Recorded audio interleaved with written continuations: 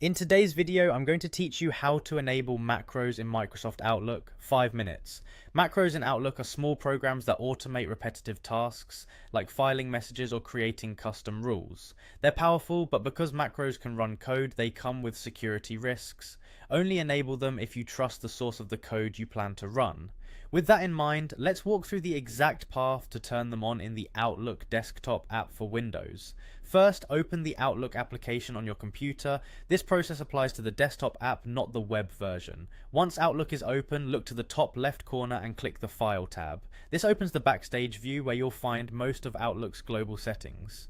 Next, select Options. You'll usually see it near the bottom of the left-hand menu. Clicking Options opens the Outlook Options window, which controls everything from mail preferences to advanced features.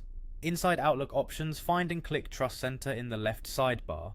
The Trust Center is where Microsoft centralizes security controls for things like attachments, protected view, and macros. It's the right place to manage what content Outlook will allow to run. Now click the Trust Center Settings button.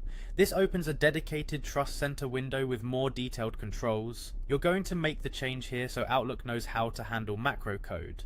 In the Trust Center window, choose Macro Settings on the left. This section specifically governs how Outlook treats VBA macros. You'll see several options ranging from fully disabled to fully enabled, some with notifications in between. Select Enable All Macros. This setting allows all VBA macros to run without prompting. It is the most permissive option and can be useful if you're working in a trusted environment or running your own code.